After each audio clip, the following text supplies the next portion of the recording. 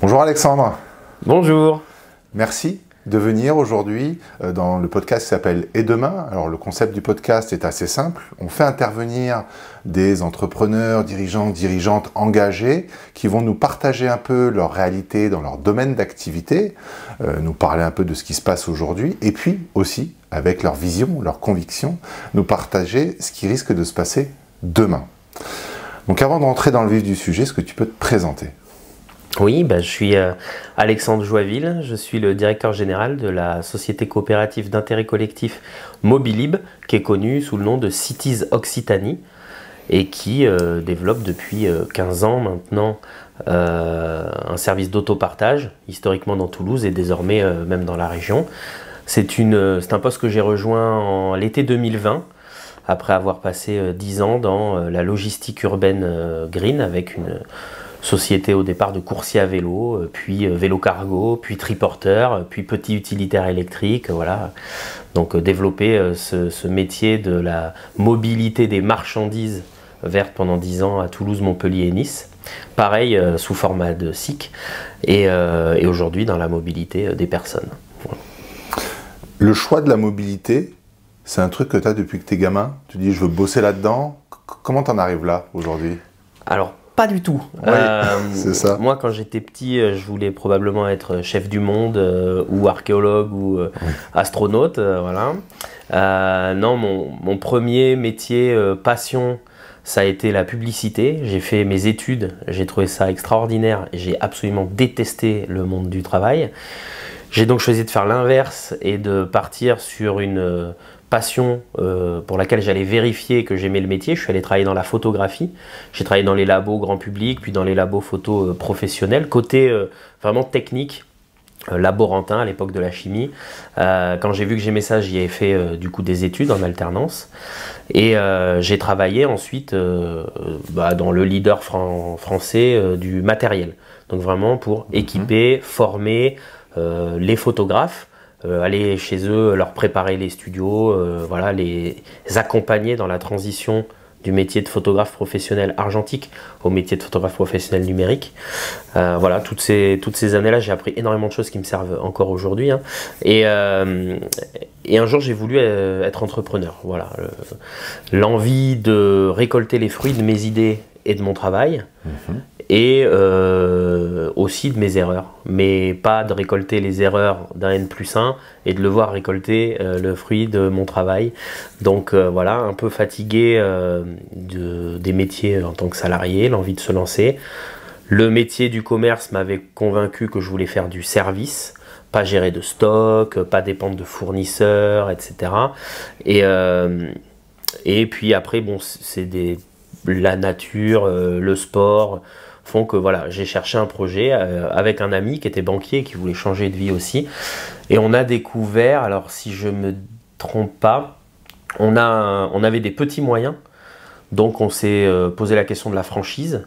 Et dans un hors-série d'un magazine économique sur les franchises du moment, on a vu une franchise qui s'appelait Bicycle, qui venait de se lancer à Lyon de coursier à vélo.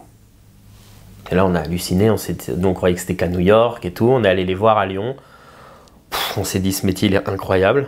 Et puis, on a lancé ça à Toulouse. Donc, c'était plus pour faire du vélo que pour livrer, quoi. Après, c'est vrai que depuis, j'ai appris à aimer passionnément les sujets de logistique, à en maîtriser pas mal les rouages, puisque de l'enveloppe de notaire, on est passé à livrer tout le centre-ville pour tous les transporteurs. Donc, ça veut dire tous les colis Amazon, Asos, vente privée, toutes les fleurs pour les grands, enfin tout quoi. Et c'est là-dedans, via la livraison à vélo puis la logistique, qu'en fait je suis rentré à me rendre compte de tous les impacts, bons ou mauvais, selon comment on la pratique, de la mobilité. Donc moi j'avais comme mission pendant 10 ans de proposer des alternatives à la mobilité des marchandises, sortir du système on fait tout en camion quoi. Mais je partageais la route avec la mobilité des personnes. Donc on était quand même assez sensible à ces questions. Nous-mêmes dans l'équipe, à titre perso, on fait tout en vélo, etc. etc. Donc assez naturellement, c'est aussi des sujets que je maîtrisais Et quand il y a eu une opportunité chez Cities pour découvrir comment dire, le travail au quotidien en ayant un impact sur la mobilité des personnes, bon, c'était tout trouvé, quoi. Super. Ouais. La structure que tu as créée, c'était Cities dès le début? Ah non, non, non, Cities a été créé par un collectif de citoyens il y a 15 ans. D'accord. Donc en fait, tu as fait ton histoire avec le vélo. Ouais. C'est toujours d'actualité, cette structure? Non. Ça a arrêté, ouais. Et tu as eu l'occasion de rejoindre Cities. C'est ça. Et tu t'es dit, bon là, il y a aussi un challenge super intéressant au niveau de l'impact de la mobilité. Ouais. Je fonce. Exactement. Ok. Tu as dit un truc tout à l'heure qui est vachement intéressant et qui, je pense, rejoint aussi cette notion d'impact. Tu as parlé de SKIC. Ouais. Est-ce que tu peux nous dire un peu, pour ceux qui écoutent et qui ne savent pas ce que c'est, parce que ça sort un petit peu du lot dans les formes de société qu'on entend aujourd'hui. C'est quoi une SKIC? Alors, la SKIC, c'est la Société coopérative d'intérêt collectif. C'est selon moi le seul statut d'entreprise qui devrait exister. Et à ça, on va greffer SA, SARL. Ok, il faut prendre tous les statuts d'entreprise qui commencent par S, société, et on rajoute juste coopérative d'intérêt collectif avant à responsabilité limitée ou anonyme, ok, ou SAS. C'est-à-dire que des SKICAR. Nous, on est effectivement une SIC SA. Okay. Mais il existe des SIC SARL, des SIC autres. Okay. Donc, qu'est-ce que c'est une SIC par rapport à une société? Donc, petit focus économie vite fait. Hein. Bien sûr. Toutes les entreprises, avant l'existence des SIC, ont comme point commun qu'en fait, une des parties prenantes, donc une partie prenante, c'est quelqu'un qui va voir sa vie impactée par l'existence de cette entreprise. Ça peut être ses propriétaires, enfin les propriétaires du capital, ça peut être les gens qui y travaillent, ça peut être les clients, ça peut être le territoire sur lequel l'entreprise travaille, parce que ça crée des flux de domicile-travail, parce que ça crée des déchets, enfin bon, peu importe. L'existence d'une entreprise génère forcément des parties prenantes. Donc 90% de l'économie mondiale, c'est le capital, qui, du coup, est considéré comme propriétaire et donc décisionnaire de ce que fait, comment elle le fait et comment on partage le fruit du travail de l'entreprise. Mais il existe les coopératives. Donc, historiquement, là, on a dit, c'est les travailleurs qui vont décider de ce que fait l'entreprise, comment elle le fait et comment on répartit le fruit du travail. Et puis, il existe aussi des coopératives de consommation où là, ce sont les clients qui possèdent l'entreprise et qui décident de comment elle le fait, etc. Chacun, du coup, utilisant l'entreprise et ses moyens de production à son avantage. Le capital en tire des bénéfices, les employés, quand c'est une coopérative, ils vont mieux se rémunérer, les clients, ils vont faire en sorte que le service soit pas cher, bon, enfin. Mais à chaque fois, c'est une partie prenante. Moi, ce que j'aime et ce que je trouve absolument fondamental dans la SKIC, c'est que c'est le seul statut qui mélange et qui réunit dans la direction et dans le capital, toutes les parties prenantes. Donc on va retrouver au capital, au conseil d'administration, dans les votes en AG, tout le temps en fait, bien sûr le capital, mais aussi les salariés, mais aussi les clients, mais aussi tous les fournisseurs. Donc nous par exemple, on a notre fournisseur d'électricité, notre garagiste, notre assureur, etc. Et ça c'est unique, c'est le seul statut qui le permet, les territoires, les collectivités. Une collectivité peut rentrer au capital d'une entreprise si c'est une SIC. Vous c'est le cas là aujourd'hui? Nous c'est le cas, ouais.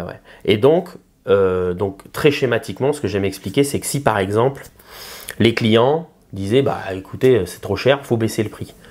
Comment on fait? On va virer tout le monde, on va prendre des bas salaires. Les salariés font j'entends tout, hein. Moi je suis là, je vais voter aussi, donc ça va pas passer. Et alors comment on fait? Ce qu'on fait, c'est qu'on va fumer nos fournisseurs. On va compresser vraiment, on va faire vraiment le donneur d'ordre horrible, etc. Et on est là nous aussi, donc on veut pas le faire. Bon, je sais pas, du coup, par exemple, on est une usine, on va arrêter de traiter nos déchets, on va tout foutre dans la rivière pour faire des économies. Et le territoire, il dit, mais je suis là aussi. Donc on peut pas prendre de décision qui soit nuisible à une des parties prenantes, puisque les parties prenantes sont d'une part informées et d'autre part on voit au chapitre. Donc c'est un travail de gouvernance et d'animation et de prise de décision qui est parfois, c'est pas forcément le cas, hein, plus long, mais qui ne peut aboutir qu'à des choix stratégiques, des décisions opérationnelles qui sont pour l'intérêt général. On va prendre quelques minutes quand même, parce que cette forme de société et c'est aussi certainement ça qui t'a attiré dans le projet City, cette gouvernance partagée, comme tu le dis. Ayant été élevé au capitalisme, au néolibéralisme, si personne n'est d'accord, parce que je me fais l'avocat du diable, mais personne n'a envie de changer le truc, est-ce que tu as des situations de blocage et donc tu n'as pas de recours? Parce que je vois tout à fait l'impact positif de ce que ça amène. Et les choix sont plus longs à prendre, mais ça t'amène des décisions pérennes. Et puis tout le monde embarque dans cette prise de décision. Mais c'est vrai qu'on se dit, bah alors, s'il n'y a personne qui est OK avec personne. Alors, donc c'est là, tu as utilisé le mot gouvernance partagée. Donc petit aparté, peut-être parce qu'effectivement, nous sommes en gouvernance partagée, mais ça n'a rien à voir. On peut avoir des cycles pyramidales, gouvernance classique, c'est le chef, etc. Ça, c'est pas un problème. La gouvernance partagée... Ça reste collectif d'intérêt commun, c'est ça? En fait, c'est société coopérative d'intérêt collectif. Donc ça reste forcément coopératif, donc ça veut dire qu'on travaille... La personne qui va être la plus choyée et protégée dans tout le projet, c'est la personne morale de la coopérative. Ça c'est le principe des coopératives. On peut pas prendre une décision qui nuit à la coopérative, quoi. On est obligé de garder des réserves impartageables, etc. Il y a quand même des buts d'intérêt général, etc. Mais comment on gère les échanges un peu tendus, les sujets de blocage? Déjà, il y a l'idée que s'il y a un blocage, c'est qu'une des parties prenantes ou deux considère nuisible la décision. Donc c'est que c'est peut-être pas la bonne décision. Déjà. C'est-à-dire qu'il ne faut pas se dire, dans la vision traditionnelle du chef qui a une idée, elle est bonne ou mauvaise, on s'en fout, de toute façon c'est le chef, on va le faire. Là peut-être qu'on ne va pas le faire. Et c'est pas un problème, parce que peut-être que c'était pas une bonne idée. Si tout le monde n'est pas d'accord, c'est soit que c'est pas une bonne idée, soit qu'on n'a pas fait un travail pédagogique, on n'a pas fait un travail d'explication suffisant. Donc moi j'ai 2-3 exemples où en fait ça m'a juste demandé de mieux travailler mon sujet et d'écouter les objections et de voir si j'avais les moyens de les lever, si c'était moi qui n'avais pas clarifié, etc. ou si j'avais pas creusé. Et puis voilà, mais c'est pas... Et puis tout n'est pas à l'unanimité. Il y a certains sujets où on va vraiment... Mais beaucoup de choses se décident à la majorité. Ou aux 2/3. Donc malgré tout, on arrive à prendre, on prend énormément de décisions. Nous, mais bon, c'est aussi parce que on est en gouvernance partagée. Donc là, c'est autre chose. On peut avoir des entreprises tout à fait classiques. La gouvernance partagée est plutôt dans l'air du temps et c'est beaucoup plus facile de la mettre dans des nouvelles entreprises. Donc beaucoup de startups se montent en mode non mais il n'y a pas de chef chez nous, etc., etc. C'est une vision de la gouvernance partagée, mais peu importe. Mais en tout cas, le côté gouvernance horizontale, c'est très agile, très agile. Et donc, c'est plein d'outils d'animation, plein d'outils de facilitation d'échange et de réflexion et d'intelligence collective qui aboutissent en fait à des décisions souvent plus rapides sur des sujets plus difficiles. Tu donnes les moyens à tout le monde de comprendre l'impact des décisions et de comprendre l'origine de cette prise de décision. C'est ça. Et tout le monde les comprend. Tout le monde, si tu prends le temps de former les gens, les gens comprennent. Je pense que, pour ma part, quand quelque chose que j'aurais aimé voir avancer n'avance pas, je me dis pas c'est la faute de la démocratie, quoi. Je me dis c'est que soit c'est pas la bonne idée. Donc dans les échanges, les critiques seront venues. Donc il faut faire un travail aussi. On n'a pas que des idées de génie, donc faut savoir entendre qu'en toute bonne foi, on pensait que c'était le bon plan. Bon, c'est peut-être pas le bon plan. Donc les gens se contentent pas de dire non. C'est un échange, on enrichit. Il y a ce qu'on appelle des amendements aux propositions, etc. pour que après la discussion à plusieurs, le projet il soit plus solide, plus complet qu'avant.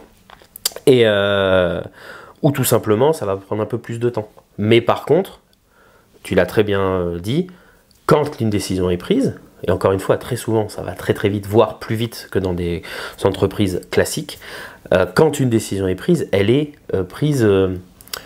elle est soutenue par tout le monde. Les clients sont OK, les fournisseurs sont OK, le territoire est OK, les salariés sont OK. Enfin, je veux dire, il n'y a plus aucun frein. Contrairement peut-être des fois à des décisions qui sont vite prises, mais où tout le monde rechigne à les mettre en œuvre, parce que personne n'a compris. Voilà. Bon, on se rend compte que quand tu participes à la prise de décision, tu es capable de mettre plus de choses en place que quand tu dois accepter une décision. En tout cas, moi, c'est ma conviction. C'est ma conviction et c'est l'expérience que j'ai depuis des années. Là. Merci pour le petit explicatif, parce que du coup, ça met aussi un peu le contexte. De l'engagement aussi que tu portes. C'est pas que l'engagement sur le métier, c'est l'engagement dont tu manies, donc l'engagement sur la manière que tu as de pratiquer ton métier aussi, qui est super important. Tu as parlé d'autopartage. Oui. Je suis pas très à l'aise aussi avec ce sujet-là, enfin dans le sens où je le maîtrise pas très bien, je suis peut-être pas le seul. Tu peux nous faire un petit cours, petite remise à niveau aussi? Alors, oui, bah franchement, c'est hyper simple sur le principe. L'autopartage, c'est le fait de rouler dans une voiture qui n'est pas à vous. Okay, c'est du vol, ça. Alors, avec le consentement de son propriétaire. Bon, mais c'est-à-dire que si dans une famille, les parents qui laissent aux adolescents ou aux jeunes adultes de la famille la voiture pour aller... c'est de l'autopartage. Dans une entreprise, les collègues, il y a plusieurs personnes qui sont susceptibles de rouler pour le boulot dans la boîte, mais on a pris un nombre inférieur de voitures, ils se les partagent. C'est de l'autopartage. Nous... L'enjeu qu'on a, c'est de le faire dans un intérêt collectif, avec un impact social et un impact environnemental. Donc, on va partager nos voitures avec tout le monde. Des gens qui n'ont rien à voir les uns avec les autres, ils sont pas de la même famille, ils travaillent pas ensemble, ils n'ont pas le même âge, ils n'ont pas le même genre, ils n'ont pas les mêmes idées, ils ont pas les mêmes revenus. Tout ce qu'ils ont en commun, c'est le territoire. Ils vivent ensemble dans le coin. Ça peut être le quartier, ça peut être la ville, ça peut être le pays, hein, puisqu'on en parlera peut-être, mais Cities, il y en a d'autres que Cities Occitanie, et quand on est chez Cities, on a accès à toutes les voitures de France. Donc l'idée, c'est que nos voitures, 7 jours sur 7, 24 heures sur 24, les gens qui sont chez Cities, ils peuvent ouvrir les portes et partir avec. Il faut juste avoir annoncé le jour et l'heure de départ et le jour et l'heure de retour. C'est tout.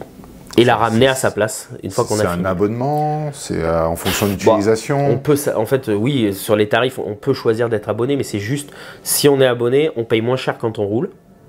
Si on n'est pas abonné, on paye un peu plus cher quand on roule, mais on ne paye pas l'abonnement. Bon, donc les gens, en fonction de leur usage fréquent ou pas, ils vont choisir l'une ou l'autre, mais c'est vraiment la seule différence, c'est qu'une question de tarification. J'ai une appli, c'est ça? Il y a une appli. Je me dis, tiens, j'ai besoin de prendre la voiture pour aller, peu importe. Je regarde les voitures qu'il y a dans le secteur.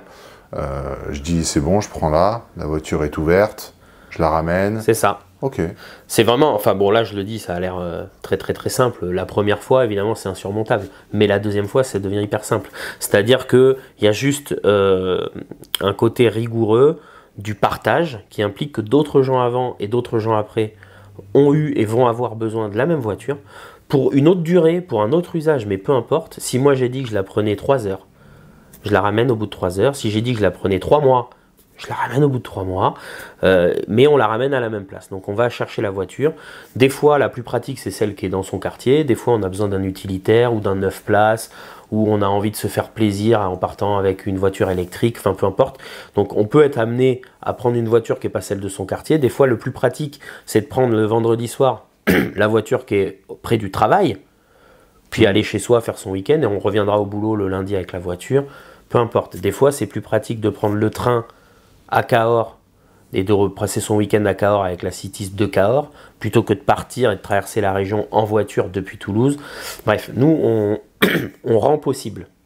Nos voitures, elles sont là, elles ont tout leur planning, tout le monde peut poser des réservations à partir d'1 heure ou 1 mois, pour dans 10 minutes ou pour dans 6 mois, peu importe. On peut vraiment organiser sa vie pour permettre aux gens, et ça c'est le paradoxe de l'autopartage, c'est que la promesse, c'est qu'on va vous aider à vivre sans voiture. Alors, sans voiture, là il y a tous les gens qui disent « Ah ben ça ne me concerne pas », ou avec moins de voitures dans le foyer, ou dans l'entreprise. Donc on vivait avec 3 voitures, grâce à l'autopartage, on va peut-être en avoir qu'une ou 2, donc c'est toujours des voitures en moins, possédées à titre individuel. Et en dernier recours, si les gens pensent vraiment qu'il est impossible pour eux de diminuer le nombre de voitures qu'ils utilisent, on va poser la question de la taille. Parce que si aujourd'hui on est honnête et qu'on se met sur un pont de rocade le matin, on voit que des gens tout seuls au volant de voitures faites pour 5 personnes, 7 personnes, des trucs monstrueux, des SUV qui n'ont aucun sens. Mais comme 2 fois par an, ça a du sens, C'est ça la voiture du quotidien. Parce qu'on ne va pas avoir plusieurs voitures. Mais nous, on dit aux gens, prenez une petite Twingo Elec pour tous les jours, si vraiment il faut une voiture, ou un scooter, ou une moto, peu importe, mais surtout plus sobre que la voiture, le SUV individuel. Là. Et quand il y a besoin de partir à 5, à 7, à 9, il y en a. Vous les prendrez juste pour ce week-end-là, ou pour cette semaine-là. Pas besoin de posséder ça à l'année, etc. Donc ça fait énormément d'économies, mais c'est démentiel, parce que ça coûte. Personne n'a conscience. Enfin, tout le monde dit, ça me coûte une fortune. Mais personne se dit, quand il va acheter sa baguette, ma baguette, elle ne m'a pas coûté 1,50 €. Elle m'a coûté 3,50 €. Parce que j'ai 2 € de carburant, d'usure de pneus, d'usure de frein, de crédit bail de ma voiture ramené à l'heure. Personne ne fait ce calcul-là. Et nous, on amène ce calcul-là. C'est-à-dire que les gens, on va les inviter à questionner la possession, diminuer ou abandonner totalement, selon les cas, la possession de la voiture, ce qui fait beaucoup d'argent économisé, beaucoup de temps, de charge mentale, etc. Mais quand ils utilisent la Citiz, nous on facture à l'heure et au kilomètre. Donc c'est pour faire prendre conscience que aller plus loin que nécessaire, c'est plus cher. Donc si là où je vais, la même chose était possible plus près, avec Citiz on va aller plus près. Si là où je vais, c'est loin, par exemple, pour une entreprise, c'est souvent des trucs de commerciaux, ça. J'ai l'habitude de bloquer une voiture pour la journée, parce que je sais que je vais en avoir besoin 1 heure, mais je ne sais pas trop si je vais y aller le matin ou le soir. Bon, ça, c'est fini chez Citiz. On apprend à s'organiser. On la réserve 1 heure, parce qu'on ne va pas payer une journée de location pour un besoin d'1 heure. Donc, vraiment, c'est apprendre à rationaliser. Et voilà le rôle qu'on essaie de se donner. Mais, en fait, nous ne sommes pas la solution du quotidien. Et ça, c'est très paradoxal. C'est que ce que les gens doivent faire, ce qu'on pense qu'ils doivent faire, ce que le GIEC pense qu'ils doivent faire, c'est marcher. On n'est pas vendeur de chaussures, c'est faire du vélo. On n'est pas vendeur de vélo, c'est prendre les transports en commun, on n'est pas à Tisséo, c'est prendre, dans les transports en commun, il y a aussi le train, c'est pas juste métro, tram, etc. Bref, c'est plutôt un scooter qu'une voiture, etc. Ça, c'est ce que les gens doivent faire. Mais en fait, ce qu'on a constaté depuis 20 ans que Citiz existe et depuis bien plus longtemps que l'autopartage existe, c'est que la voiture est un outil si puissant psychologiquement que même quand c'est possible de s'acheter un vélo électrique et d'aller au travail en vélo, si on a une voiture, on prend la voiture. Il y a des gens, c'est des guerriers, bien sûr, ça existe les exceptions, mais en gros, si quelqu'un a une voiture, il aura toujours une bonne raison d'aller chercher le pain en voiture, d'amener ses enfants au sport en voiture, d'aller au travail en voiture. Et du coup, comment on fait pour que cette personne accepte de ne pas posséder sa propre voiture?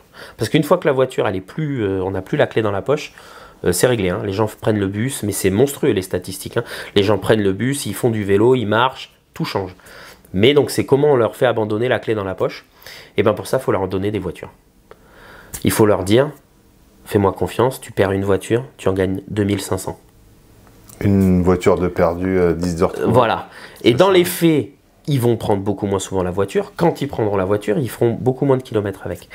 Mais il y a besoin de rassurer, il faut qu'on ait des stations pas loin de leur quartier, là où ils vivent, là où ils ont des activités, là où ils travaillent. Il faut qu'ils se disent, oui, mais si je vais voir ma mère, mais si tu vas voir ta mère, dans sa ville aussi, il y a une Citiz, tu peux y aller en train, etc. etc. Donc c'est un travail de longue haleine. Depuis 20 ans, toutes les coopératives Citiz se développent, ont commencé petit à petit avec des dizaines de voitures, puis aujourd'hui des centaines. On a Lyon qui vient d'annoncer un plan en 2024 pour atteindre les 2000 voitures.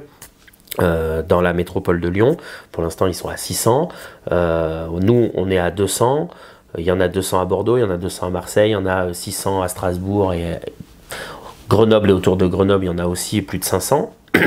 Bref, tout ça, je ne vais pas citer toutes les villes, mais c'est la promesse qu'on est obligé de faire, c'est le paradoxe de la voiture. Pour accompagner les gens à vivre sans voiture, il leur faut de l'autopartage. Mais c'est pas l'autopartage qu'il faut qu'ils utilisent, parce que quand ils roulent en autopartage, c'est une voiture. Tu leur amènes la possibilité de le faire s'ils veulent, voilà. Et facilement, pour enlever justement cette idée de j'en ai besoin. C'est ça. Si je veux, je peux, mais j'en ai pas forcément besoin. Voilà. Et après, comme quand ils vont nous appeler, on va les facturer, ils vont apprendre à faire sans. Ils vont plus aller faire leurs courses au centre commercial, parce que ça veut dire prendre la Citiz, ils vont aller faire les courses dans leur quartier. Ils vont plus aller au multiplex, machin de cinéma, parce que ça veut dire une soirée qui fait cinéma plus Citiz. Il Il y a peut-être un cinéma en centre-ville accessible en métro ou en tram, etc. etc. Bon, mais c'est vraiment, ça change énormément de choses. Mais c'est petit à petit, voilà, et nos meilleurs clients qui sont chez nous depuis toujours, qui sont sociétaires, au capital, militants, hardcore, ils nous utilisent jamais. Ils ont appris à vivre vraiment sans voiture. C'est très intéressant d'avoir cette finalité-là. Ouais, mais nous, ça nous arrange, hein, parce que plus il y a d'inscrits, plus il y a d'usage sur les voitures, donc moins les voitures sont disponibles, donc moins le service est attractif. Si on accueillait des nouveaux clients et qu'ils ouvrent l'appli et que là, il n'y a aucune voiture dispo parce que tout le monde les prend tout le temps, ça ne marche pas. Donc notre croissance, on fait évidemment grandir le nombre de stations, le nombre de voitures, on couvre des nouveaux territoires tout le temps, mais on a beaucoup de nouveaux inscrits. Et c'est absorbable parce qu'en même temps que les nouveaux arrivent et donc vont tester, ils n'ont pas encore changé leurs habitudes, donc ils ont quand même une dépendance à la voiture qui reste forte. Le temps qu'eux, ils apprennent à changer des choses dans leur vie pour utiliser de moins en moins la voiture, il y a les anciens, ceux qui se sont inscrits il y a 1 an, 2 ans, 3 ans, qui eux, chaque année, utilisent moins et donc libèrent des créneaux sur les voitures. Donc c'est un cercle très vertueux. Mais c'est vraiment, c'est une des courbes les plus, je ne sais pas si ça ferait frissonner certains, mais nous on en est très fiers. C'est que la courbe d'usage, elle est en chute libre avec la durée d'inscription chez nous. Et c'est pas parce qu'ils reprennent des voitures ou qu'ils partent, c'est juste qu'ils font moins de voitures. Voilà. Tu es dans l'anticipation un peu de la sobriété nécessaire dont on nous parle aujourd'hui. Tu as parlé tout à l'heure, là on voit bien aussi le côté impact économique, parce qu'évidemment oui, ça coûte moins cher, et c'est quand même un sujet aujourd'hui très important pour les Français, et pas que d'ailleurs.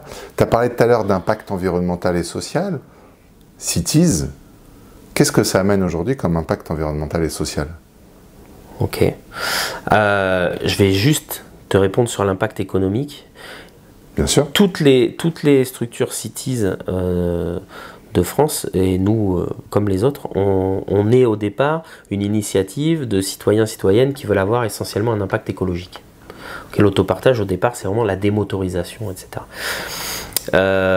Mais quand on fait nos enquêtes satisfaction, quand on fait nos enquêtes auprès des sociétaires ou des clients, ce qui ressort à chaque fois, les 2 premières motivations pour les gens qui passent à l'autopartage, c'est l'économie financière et la charge mentale. L'entretien, le garage, les pannes, les contrôles techniques, etc. Donc nous, c'est une réalité avec laquelle on vit. On continue, et nous, notre motivation à nous, c'est parce que derrière ça, eux, ils l'ont fait pour ça. Mais en venant à l'autopartage, ils ont changé leur vie, et même si ce n'était pas pour ça, ils ont un impact carbone mobilité qui a chuté. Hein. Mais voilà, il faut garder en tête quand même qu'il y a les 2 principales motivations pour les gens qui passent à l'autopartage, c'est économiser de l'argent et économiser du temps.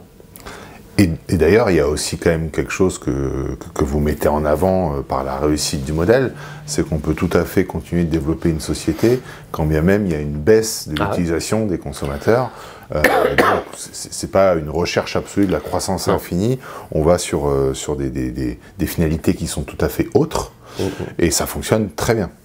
Oui, puis même, notre communication, elle est plus incitative à ne nous utilisez pas.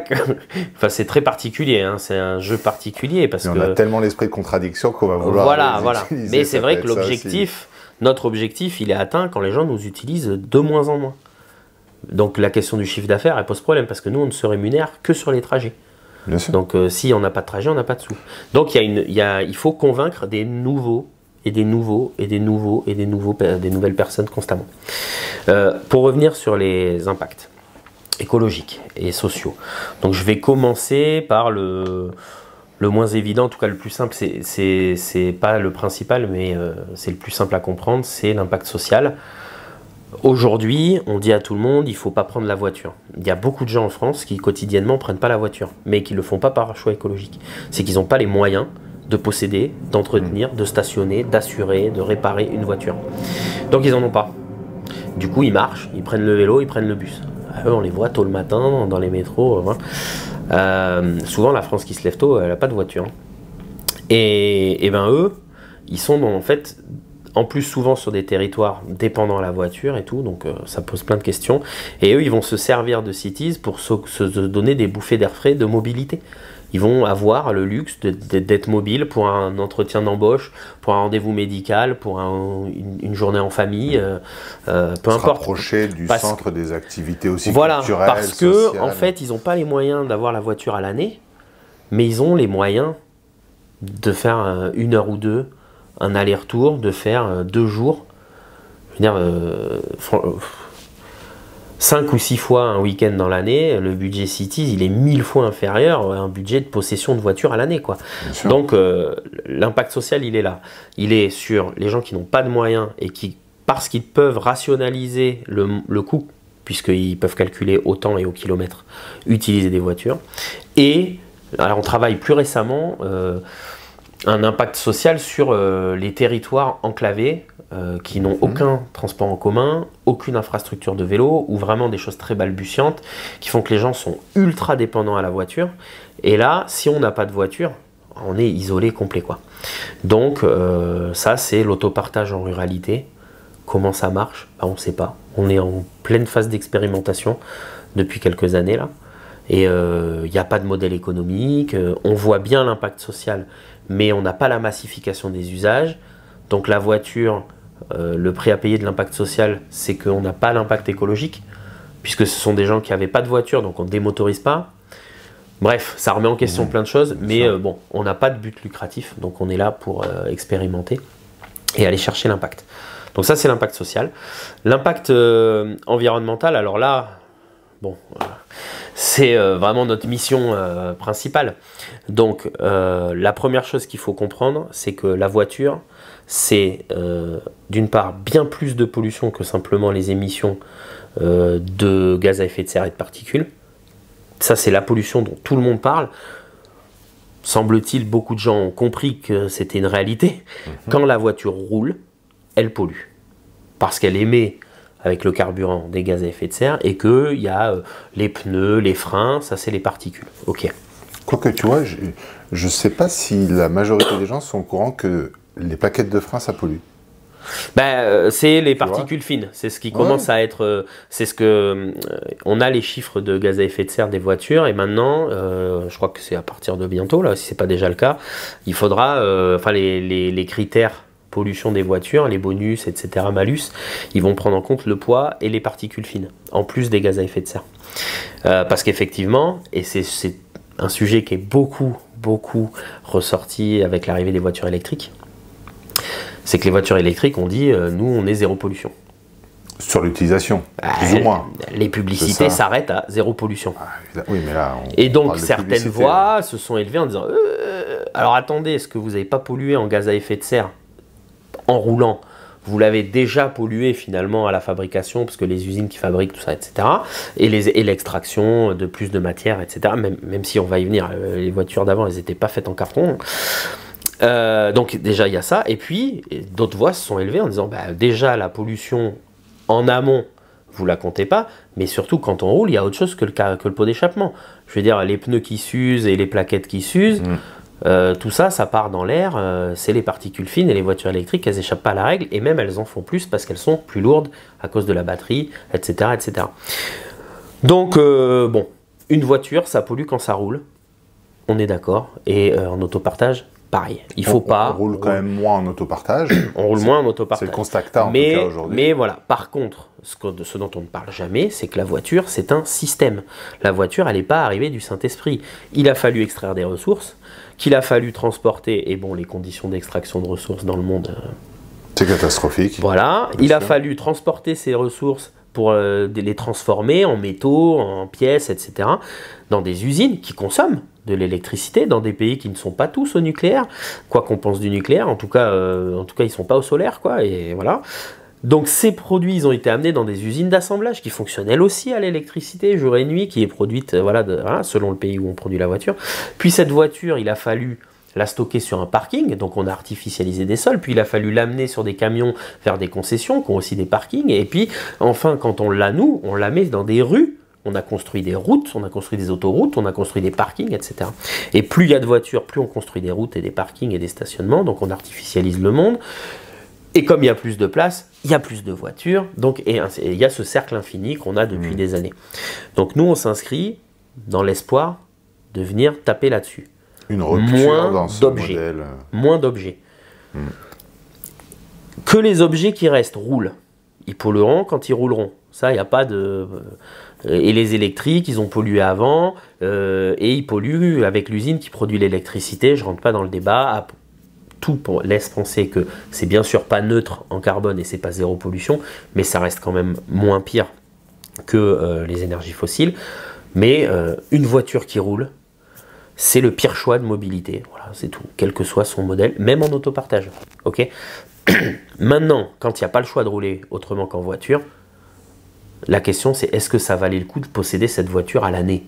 Ou est-ce qu'on aurait pu faire 90% du temps ou 80% du temps autrement et uniquement utiliser la voiture 20% du temps? Comme ça, quand on n'en a pas besoin, d'autres l'utilisent. Donc nous, nos voitures, elles sont partagées en moyenne à Toulouse par 30 personnes différentes chaque année.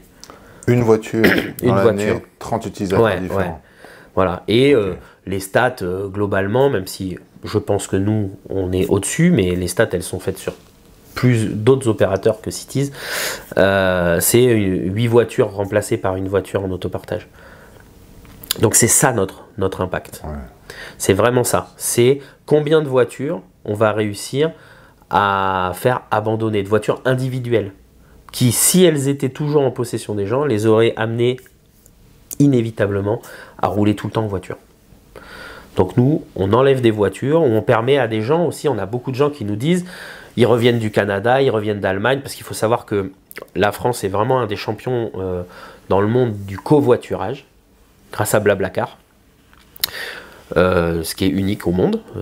Ailleurs dans le monde, le covoit, ça marche pas trop, soit on fait du stop, soit non. Et par contre, on est très en retard sur l'autopartage. Donc il y a aussi beaucoup de gens, soit des expats qui viennent travailler un temps, vivre en France, s'installer, et qui disent « Ah mais génial, je peux venir et pas m'acheter de voiture, j'en avais pas avant, et je peux continuer à vivre sans voiture. » Donc ça, c'est ce qu'on appelle, on démotorise pas, mais on permet à quelqu'un d'abandonner un acte d'achat en fait. Voilà. Ça compte hein, quand même, l'ADEME elle le compte. Surtout quand tu reprends tout ce que tu nous as expliqué de construction, de fabrication, de demande, d'offres, etc. C'est ça. Et donc, l'idée, c'est, il y a 40 millions de voitures en France, est-ce qu'on pourrait pas, je sais pas, vivre le même pays, le même quotidien, la même vie avec 35 millions 30 millions. On a la réponse. On peut, hein, c'est sûr. Mais c'est beaucoup de changements pour les gens. Tu amènes de ces 40 à ces 30. Voilà. Et c'est aussi, du coup, l'objectif de Cities, de proposer cette solution de désintoxication, d'accompagnement. Mais on n'a pas toutes les clés. C'est-à-dire que nous, on a en main uniquement notre stratégie de développement, notre rythme de développement. Est-ce qu'on agrandit les stations existantes? Est-ce qu'on va dans des nouveaux quartiers? Est-ce qu'on va dans les villes de périphérie? Comment on fait pour se financer, etc. Parce que les voitures, ça coûte une fortune. Et comme je dis, nous, on a l'argent que des trajets. Donc chaque voiture qu'on met dans un nouveau quartier, ce quartier-là n'avait pas d'autopartage. Donc on arrive dans un territoire où il n'y a pas de gens qui font de l'autopartage. Ça va prendre, la moyenne, c'est 3-4 ans avant qu'une station d'autopartage nouvelle trouve son équilibre économique. Donc nous, on n'a pas de but lucratif, mais on ne peut pas non plus perdre de l'argent, on reste une entreprise. Donc voilà, on se développe, comment, où on va, etc. Mais à côté de ça, quelles sont les stratégies et les investissements en transport en commun, en train, en autocar, du quotidien, hein. Qu'est-ce qui est fait pour aider les gens à se mettre au covoiturage quotidien? Qu'est-ce qui est fait pour leur permettre de s'équiper en vélo, de circuler en sécurité, de ne pas se le faire voler, etc. etc. C'est essentiellement ça. Nous, on vient toujours en complément de toute la stratégie de mobilité durable, quotidienne, des territoires. Alors, c'est intéressant que tu finisses sur ça, parce que j'avais une question, c'est qu'est-ce que tu penses aujourd'hui de la politique publique, justement, sur le transport, sur la mobilité en France? En France, je vais avoir du mal à me faire... Bon, si. Voilà, je parle en mon nom. Si tu veux parler après de ce qui se passe en dehors, non. On est évidemment preneur. Non, mais je vais plus maîtriser le territoire occitan que la France. Mais d'une manière générale, à titre personnel, je ne suis pas du tout en accord avec la destruction du train. Voilà. Moi, depuis que je suis né, je vois mon pays mettre toute l'énergie et l'argent possible pour détruire le train. Voilà. Je crois que c'est un besoin fondamental.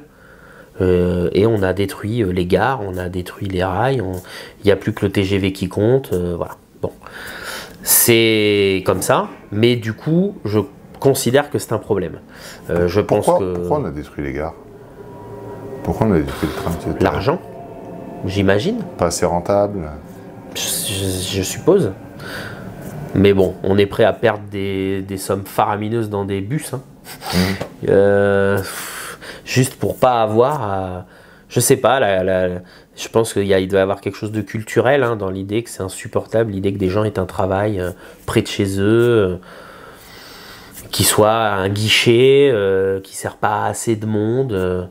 Je sais pas, moi je pense qu'il y avait un rôle social, un rôle d'aménagement du territoire, etc.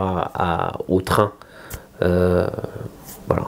Et encore, moi je suis arrivé, ça avait déjà commencé, hein. Moi j'ai 40 ans, donc ça fait plus que 40 ans qu'on explose le train en France.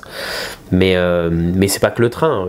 Au travail, on a une carte, j'ai plus la date, etc. Mais du réseau de tram toulousain il y a très longtemps, qui est 100 fois plus grand en kilomètres que le tram qu'on a aujourd'hui.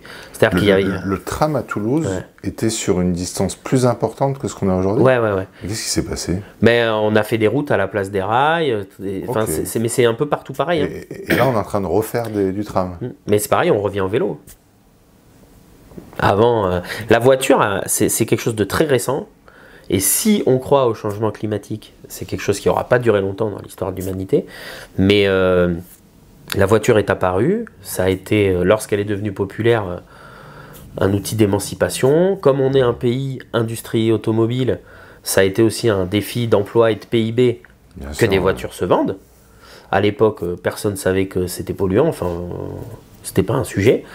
Donc voilà, toute la force marketing d'une part des entreprises privées, mais aussi la force publique, martelée à l'esprit de tout le monde qu'il fallait avoir plein de voitures et le plus possible chacun et si possible des grosses et voilà. Et voilà, c'est comme ça. Et donc on a fait des autoroutes plutôt que des rails parce que c'est contraignant de prendre un bus avec d'autres gens ou de prendre un train avec d'autres gens. Donc tout le monde, c'est la liberté. Il fallait faire... Voilà, je pense que quand il n'y aura plus de pétrole ou qu'il sera à 10 € le litre, on fera peut-être des rails. Voilà. Tu commençais à nous partager ton avis sur la politique un peu de transport aujourd'hui en Occitanie. Donc c'est pour ça, moi je voulais juste dire, au niveau national, je déplore vraiment la destruction du train. Et le monomodèle, le TGV ou rien, quoi. Voilà, ça, je trouve ça triste. À l'échelle locale, ça se retrouve dans, si je dézoome, ou plutôt je zoome sur l'Occitanie, on voit la stratégie régionale, elle se repose pour le coup beaucoup sur le train et l'autocar. Parce qu'il y a beaucoup de lignes de train qui sont fermées, etc. Alors, elle essaye de les réouvrir, la région, mais une fois qu'on a fermé tout ça, réouvrir, c'est beaucoup d'argent. Donc, compliqué, mais en tout cas, moi je salue ça, et je crois beaucoup à ça.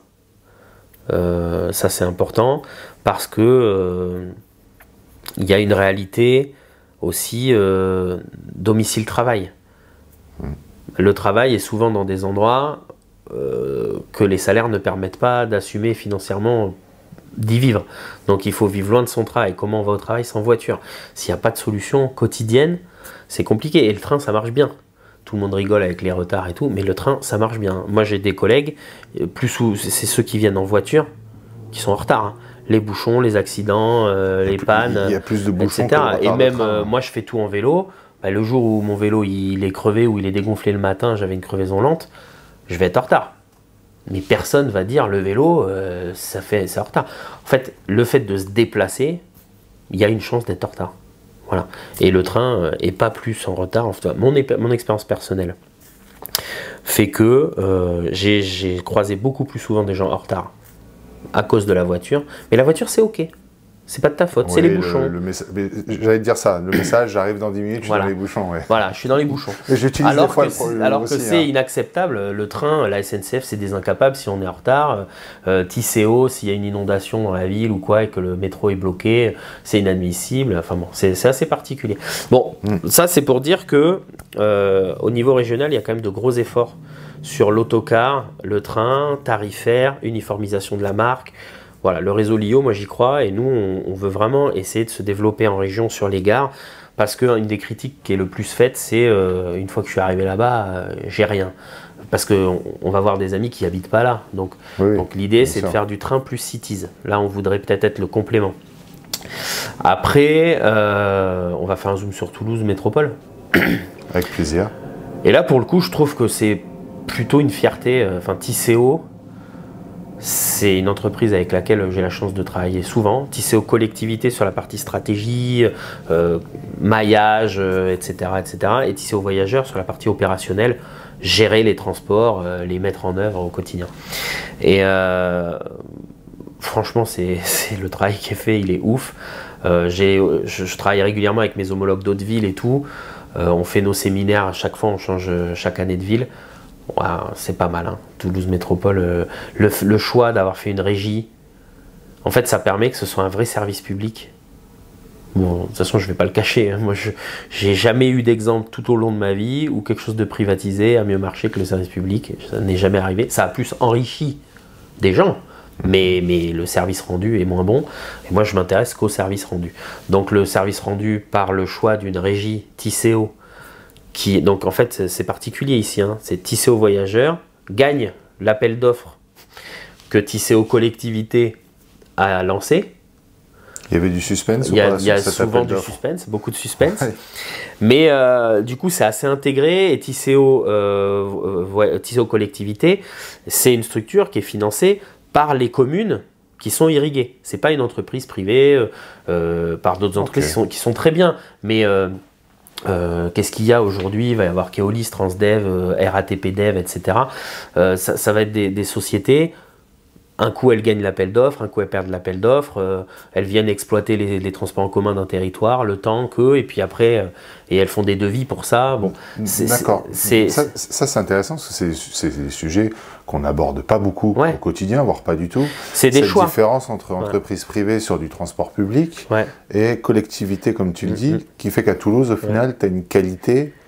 Alors on râle, on peut râler de ça, mais qui est différente de... C'est une qualité différente, et je pense que ça n'a rien à voir avec la compétence. Moi je travaille avec des sociétés internationales de transport en commun qui donc répondent aux appels d'offres des villes qui font le choix de ne pas le gérer elles-mêmes.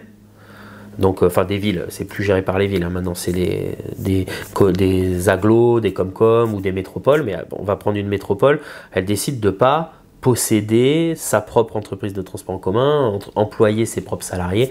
Donc elle dit, moi je veux tel niveau de service qui est chaud. Et donc là, il y a des entreprises, dont c'est le métier, qui vont répondre. Mais à chaque fois, c'est capé dans le temps. Et sur du transport en commun, dire à des gens, dans 8 ans, on remet tout en jeu, bah pour moi c'est ça, la force de TCO, c'est que TCO, collectivité, peut faire des plans sur 30 ans. Parce que c'est eux. Et TCO Voyageurs peut aussi réfléchir à des organisations, des choses pour opérer tout ça, parce qu'ils sont intégrés, enfin ils se parlent quand même, hein, et parce qu'ils ont le temps long. Donc moi je pense que ça c'est quand même une chose majeure, parce que quand on est opérateur de mobilité, on travaille sur des infrastructures, qu'on soit l'opérateur qui fait le vélo en libre service. On l'a vu avec les villes qui changent d'opérateur. Tout d'un coup, on arrache toutes les bornes. Elles étaient là, hein, mais c'est pas la même marque. Donc on change de marque de vélo, donc on arrache les bornes, on doit les réinstaller. Tout cet argent-là, si c'était le même, il aurait pu s'en servir pour investir. Bien sûr. Par exemple. Enfin, je dis, c'est un peu bêta ce que je dis, mais je veux dire, c'est que le fait d'être constamment remis en jeu permet, je pense, moins de s'investir sur le temps long. Et pourtant, le transport en commun, c'est de l'infrastructure, c'est de l'aménagement du territoire. On parle de choses qui sont, on peut penser à 40 ans. Les solutions durables, d'une manière générale, ont besoin de temps long, de toute façon. C'est-à-dire qu'à Toulouse Métropole, c'est Opidea, la société d'aménagement du territoire. C'est eux qui planchent sur les futurs grands écoquartiers de demain, les choses qui sont prévues de raser dans 20 ans, ils sont déjà en train d'y travailler, et de qu'est-ce qu'on fait dessus pour 20 ans après. C'est eux qui ont fait la cartoucherie. Mais là, moi, j'ai des échanges avec eux sur des choses qui sont pour du temps très long. Les premiers coups de pioche, c'est dans 10-15 ans, et ça sera fini dans 30 ans. Mais ils travaillent avec Tisséo. Ils peuvent le faire parce que ce sera Tisséo. Donc moi, je pense que c'est ça la clé. C'est pas une question de compétences ou de moyens. C'est parce que les métropoles donnent beaucoup d'argent aux sociétés qui opèrent les transports en commun. Mais c'est juste que comment penser des trucs de temps long. Voilà, si on a fait le métro, et c'est un sujet à Toulouse d'avoir mis autant d'argent dans un seul mode. Maintenant c'est fait, n'en parlons plus. Mais c'est parce qu'on a pu se dire on va l'amortir sur 50 ans. On le sait. C'est pas demander à un Keolis ou un Transdev de faire un métro, ils y penseront jamais. C'est forcément des petits projets qu'on lance et qu'on peut mesurer sur 8 ans, puis on verra si on regagne l'appel d'offres. Et puis si c'est pas nous, l'autre il fera son petit projet, puis si c'est nous, on fera un deuxième petit projet. Mais voilà, ça c'est... Voilà, moi je suis un grand défenseur des services publics. Je crois que ça a certainement des défauts, mais ça a beaucoup d'intérêt. En mobilité en tout cas. On parle de temps long. Ça tombe bien parce que ma prochaine question, on va parler un peu de ce qui se passe plus tard. Ouais. Avant, le petit rappel obligatoire, pensez à aimer, pensez à commenter, pensez à vous abonner sur ce podcast. Voilà, allez, terminez la petite page pub.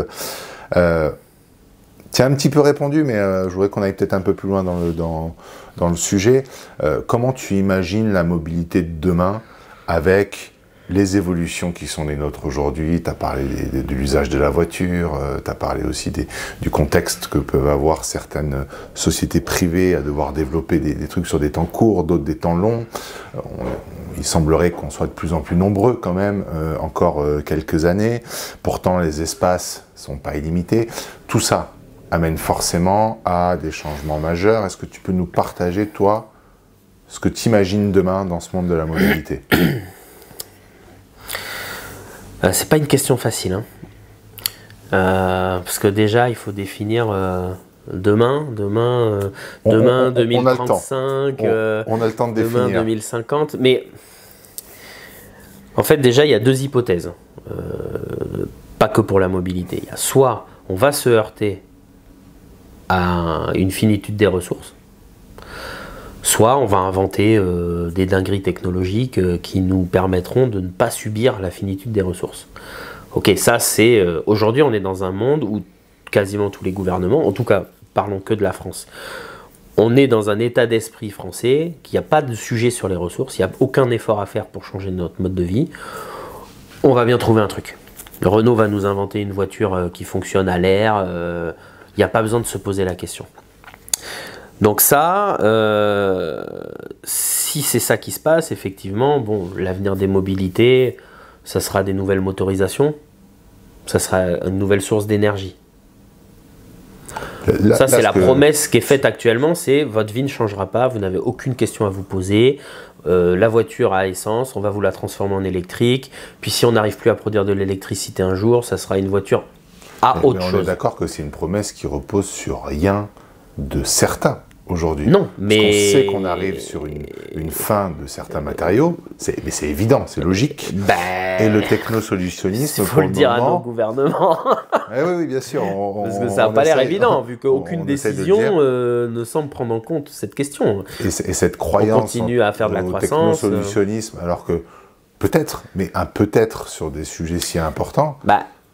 En tout cas, le monde se divise en deux catégories. Il y a ceux qui croient qu'il n'y aura pas d'effort à faire parce qu'on va trouver une solution technologique. Ok, l'avion à hydrogène, et j'en passe. Et peut-être, et tant mieux, et pourquoi pas. Et puis il y a ceux qui se disent on va faire plein d'efforts pour y arriver, on va peut-être retarder les choses, mais à un moment se poseront la question des habitudes, et des usages, et du mode de vie. Bon. La deuxième solution semble évidemment la moins confortable quand on parle comme ça, mais c'est celle qui aurait quand même le mérite de s'inscrire dans quelque chose qui risque d'arriver de manière plus certaine. Moi, je juge pas, enfin si un peu, mais en tout cas, je comprends que quand son métier, c'est d'être élu par des gens en leur faisant des promesses, on fasse le choix de leur promettre que ils n'auront rien à faire comme effort, c'est plus facile pour être élu. Ok, mais les gens pourraient aussi se dire, ces gens-là, leur métier c'est d'être élu, donc ils me disent ce que j'ai envie d'entendre. Donc est-ce que maintenant, moi j'ai envie de me prendre un mur, le jour où ils seront obligés de dire, bah, je vous avais promis un truc qui n'arrivera pas, il n'y a plus de pétrole, comment on fait? Bon, c'est vrai que moi je ne suis pas alarmiste ou catastrophiste, mais je fais partie plutôt des gens qui pensent qu'il faut se poser déjà aujourd'hui les questions de changer notre mode de vie. Déjà, et je trouve que c'est souvent oublié, pour une question de souveraineté, enfin je veux dire, on a aujourd'hui un mode de vie qui est ultra dépendant d'autres pays, qui, si c'est vrai que les ressources viendront à manquer demain, vont oublier très très vite les notions d'amitié et tout le monde va s'occuper de soi. Donc ça c'est un premier sujet, c'est comment on prépare notre pays, notre région, notre métropole à produire sa nourriture, qu'est-ce qu'on est capable de faire comme industrie parce qu'on ne pourra plus demain faire 3000 km à un container de boulons. Les boulons, il faudra les faire à 3 km de l'usine. Donc est-ce qu'on est capable de faire ça? Je ne sais pas. Mais ça pose des questions de réindustrialisation, ça pose des questions d'école. Faut réapprendre des métiers qui n'existent plus dans le pays parce qu'on ne pourra plus faire venir des trucs du bout du monde. Mais ça, c'est si on croit qu'on ne pourra plus. Et donc, c'est vraiment, il y a beaucoup de choses qui changent. Donc la mobilité de demain, moi je commencerai déjà par ça, elle sera plus internationale. On va réapprendre à découvrir nos voisins. Alors, ça pose la question du tourisme. Donc effectivement, on fera comme nos grands-parents, enfin, nos arrière-grands-parents. Ben, eux, ils n'ont jamais voyagé. Enfin, pour eux, voyager, c'était, je ne sais pas, quelqu'un qui vivait à Toulouse, son voyage de l'année, c'était d'aller à Perpignan, à la plage, quoi. Hawaï, tout ça, ils ne savaient même pas que ça existait, c'était pas un sujet. Donc nous, en l'espace de 3 générations, c'est devenu, on prend l'avion comme on prend le bus. C'est un acte quotidien. Ouais, c'est assez ouf. Et moi, je jette la pierre à personne. Hein. J'ai voyagé, je vais probablement peut-être encore voyager, mais je pense que c'est pas un luxe qu'auront nos enfants et petits-enfants. Donc, mais même au-delà du tourisme, ça veut dire que nos biens de consommation et notre énergie ne voyagera plus non plus. Et aujourd'hui, on sait qu'on est quand même très dépendant. On l'a vu avec le Covid, la mobilité. En fait, le Covid, c'était un sujet de santé publique, mais finalement, ce qui a mis nos pays à terre, c'est l'impact économique de ne plus pouvoir faire voyager les pièces électroniques qui venaient de... C'est ça. Bien sûr. La mobilité, elle a quand même... Et puis, on a été interdit de bouger. Hein, donc, la mobilité, elle s'est rappelée un peu... On a eu un bêta-test de ce qui pourra arriver. Voilà. Et puis, je sais plus, je crois que c'est Jean Covici qui dit que si on veut respecter les accords, il faut un Covid mondial tous les 2 ans, quoi. Oui, parce que en fait, les avantages du Covid, c'est qu'on a retrouvé une population animale dans certains endroits et qu'on a atteint nos objectifs de diminution du CO2. Ouais. Bon, après, le sujet à quel prix oui, à quel prix, ça c'est sûr, parce que tu as eu de l'isolement, tu as eu... On en parlait avec une invitée qui parlait de santé au travail et de burn-out et de bien-être, que la période Covid avait été aussi très dure au niveau de la santé mentale pour des gens.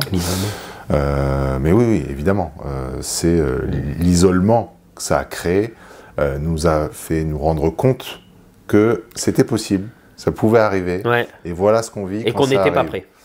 En tout cas, pour moi, c'est ça, c'est-à-dire qu'on a un mode de vie hyper mobile.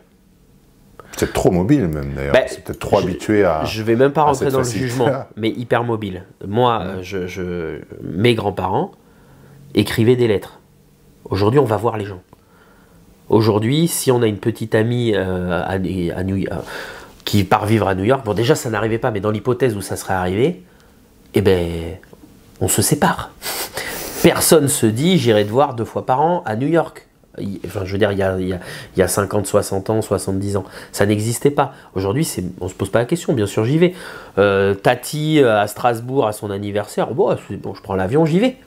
Mais avant, on écrivait, on disait joyeux anniversaire sur une carte postale. On se déplaçait jamais sur des distances aussi grandes pour des raisons qui n'étaient pas des questions de vie ou de mort. Donc aujourd'hui, on est hyper mobile. Et pour moi, ça a rappelé ça. Mais il y a les questions de loisirs et familiales et touristiques, mais il y a aussi les questions industrielles. C'est-à-dire qu'aujourd'hui, il y a des gens qui lancent des entreprises sans usine. Le dropshipping et tout, c'est pourri, mais enfin, le principe de se dire, je vais juste faire une vitrine où je vais mettre en relation un client et un vendeur, et puis je vais me contenter de leur envoyer des trucs, Amazon, tout ça, ça marche parce qu'aujourd'hui c'est ok qu'il y ait 300, 400, 500 000 camions qui se baladent tous les jours en Europe pour livrer des colis et pour amener des trucs d'une usine à un entrepôt, d'un entrepôt à un entrepôt, d'un entrepôt à quelqu'un. Demain, si on peut plus se déplacer autant, on pourra... Enfin, et donc on n'est pas prêt du tout. Donc déjà, moi je pense qu'on n'aura pas de mobilité internationale. Et sur le sujet de la préparation, moi je suis d'accord, hein. Moi je ne suis pas du tout aligné avec ce que la France produit comme stratégie. Tu appelles ça une stratégie, c'est gentil. Bref, en tout cas, peut-être qu'ils ont raison et que tout va bien aller dans le meilleur des mondes, et dans ce cas-là ils ont eu raison, ou peut-être qu'ils sont cyniques et qu'ils se disent qu'ils mourront avant que les conséquences de leur non-préparation leur fassent à subir à eux, et bien du coup ils auront aussi gagné. Mais c'est dommage. Moi, je trouve qu'un pays doit penser à ses générations futures et pas juste à comment je m'assure que moi, je finis ma vie dans de bonnes conditions. Ça, c'est un autre débat. En tout cas, sur la mobilité, je pense qu'on n'est pas préparé, ni sur l'aspect économique, l'impact économique de la non-internationalisation de la mobilité, ni sur l'impact personnel. Même si l'humain est résilient, les gens profitent aujourd'hui. Demain, tu leur dis il n'y a plus d'avion, bon, comme tu as dit, ils iront découvrir la région. On l'a vu avec le post-Covid, où en fait tout le monde a redécouvert la France. Ça a été une année record de tourisme franco-français, comme quoi, et personne n'a été malheureux. Alors après, tu as évoqué quelque chose qui est ultra important. Dans le Covid, tu as parlé du sujet psychologique. Et donc moi, ça me fait penser à un autre sujet de mobilité, qui est plus un sujet d'aménagement du territoire, avec le travail. L'impact du domicile-travail, c'est monumental dans l'impact de la mobilité. En France, enfin, si vous faites la fresque du climat, la fresque de la mobilité, ou un petit bilan carbone, ou un petit atelier d'automne, vous verrez.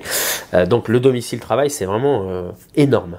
Parce qu'on a eu une stratégie nationale d'aménagement du territoire qui disait, tiens, on va mettre tout le travail là, toute la consommation là, tout le loisir là, et toute l'habitation là. Et donc il y a des grands pôles où tout le monde habite, des grands pôles où tout le monde consomme, des grands pôles où tout le monde va faire des activités, des grands pôles où tout le monde va travailler. Et du coup, tous les jours, on ne peut rien faire que d'aller partout comme ça en voiture. Donc ça, c'est comment on se sort de ça. Donc il y a un grand concept qui est la ville du quart d'heure. Donc pas mal de territoires travaillent là-dessus. La cartoucherie à Toulouse, c'est typiquement un lieu pensé comme la ville du quart d'heure, c'est-à-dire qu'ils ne se sont pas contentés de faire des barres d'immeubles. Il y a tous les commerces, tous les services sur place. Vraiment, quand il sera fini ce quartier, il y aura tout. Ils ont pensé à tout. C'est une mini-ville, en vrai. Et donc c'est l'idée, comment je fais pour que des gens qui habitent quelque part ne prennent jamais la voiture. Il faut qu'ils puissent travailler là où ils vivent, consommer là où ils vivent, faire du sport là où ils vivent, aller au ciné là où ils vivent, se soigner là où ils vivent, etc. etc. Donc ça, c'est la ville du quart d'heure. Et donc, je pense que c'est l'enjeu de l'aménagement du territoire de demain. C'est-à-dire que pour énormément de gens aujourd'hui, il est tout à fait légitime de leur part de comprendre les enjeux, mais de ne pas se sentir en capacité de les appliquer dans leur vie quotidienne. Je travaille là, je vis là, l'école de mes enfants, elle est là. Moi, je fais comment? Je veux bien faire du vélo, mais j'ai pas d'infrastructure, etc. Donc, si on change la manière dont sont construits les territoires, déjà, on aura la capacité de ne pas générer autant de trajets. Et après, sur ces questions d'aménagement du territoire, il y a la question de est-ce que, pour une partie des emplois, c'est-à-dire tous ceux qui ne sont pas des emplois productifs, à l'usine, au magasin, etc., manuels, je ne sais pas comment le dire, mais où on a besoin que le corps du travailleur soit sur le lieu de travail, il y a cet enjeu du télétravail. Donc le télétravail, c'est être chez soi. Il y a aussi des projets que moi je trouve super intéressants, où on va faire des mini tiers-lieux professionnels. Donc au lieu de faire un méga centre où il y a les 500 cadres qui viennent tous les jours tous bosser là, et ben en fait il y a peut-être 10 mini bureaux de 50 personnes. Et déjà on divise, mais les chiffres sont fous. Au lieu d'amener tout le monde, qui soit du nord, du sud, de l'est, de l'ouest, on met des petits bureaux partout, et les gens ils vont au bureau, ils ont une petite équipe, ils voient des collègues, voire, perso je trouve que c'est très enrichissant, du multi-bureau, c'est-à-dire qu'on va avoir les cadres de Peugeot, plus les cadres de Continental, plus les cadres d'Airbus, de machin, d'une communauté de communes, qui vont tous travailler là. Ils ont tous 3 km à faire pour aller au bureau le matin, et leurs collègues, ils travaillent en visio avec le reste de l'équipe, ils ont de temps en temps, peut-être un jour par semaine, les réunions qui se font au bureau. En tout cas, il y a une organisation du travail à penser aussi là-dessus. Et je crois savoir que même, il y avait eu, est-ce que ça a continué, je n'ai pas envie de dire de bêtises, mais je crois que c'était Peugeot, qui avait en tout cas fait une étude sur la possibilité de mailler le territoire de micro-usines, sur certains types de pièces, certains types d'actions, d'assemblage, où pareil, au lieu d'avoir une méga-usine de 3000 salariés, on a des micro-usines de 100 salariés disséminées sur le territoire, pour toujours travailler cette question domicile-travail. Et ça, c'est un enjeu majeur, mais c'est quelque chose qui va se faire sur 40 ans. Donc tant qu'on ne commence pas, on a 40 ans de retard qui s'aggravent chaque année, parce que c'est pas non plus trop sur les plans. Donc les métropoles, les Comcom, elles réfléchissent à la ville du quart d'heure. Moi je pense que ça c'est quand même un sujet qui infuse, mais ça vient heurter une politique d'aménagement du territoire qui a tout recentralisé. On a enlevé tous les bureaux de poste, enfin je vais pas refaire l'histoire, mais on a forcé les gens pour tout et n'importe quoi à prendre la voiture parce qu'ils n'ont plus rien là où ils vivent. Donc ça sera un enjeu. En fait, et c'est pas du tout de la. Enfin, je parle pas de bus, hein, mais la mobilité la plus sobre, c'est celle qu'on fait pas. Donc si j'ai pas besoin de me déplacer pour faire quelque chose, c'est mieux. Mais pour ça, il faut que ça soit chez moi, quoi. Donc il y a ce qu'on fait chez soi. Il y a le travail qui sera plus proche, il y a tous les services, la santé, etc., les services publics, les écoles. Ben ouais, je ne sais pas si c'était rentable d'avoir des écoles avec 2 classes ou 3 classes, mais au moins les parents amenaient les enfants à pied, quoi, ou à vélo. Et maintenant, ils y vont en voiture. Pourquoi? Parce qu'on a voulu faire des trucs de 10 classes. Donc, si je m'en tiens à la question de la mobilité, il y a certainement d'autres bonnes raisons qui ont fait qu'on a détruit tous les services publics de tous les villages. Mais c'était un mauvais choix en termes de pollution. Ça oblige les gens à se déplacer beaucoup plus loin, et toujours en voiture.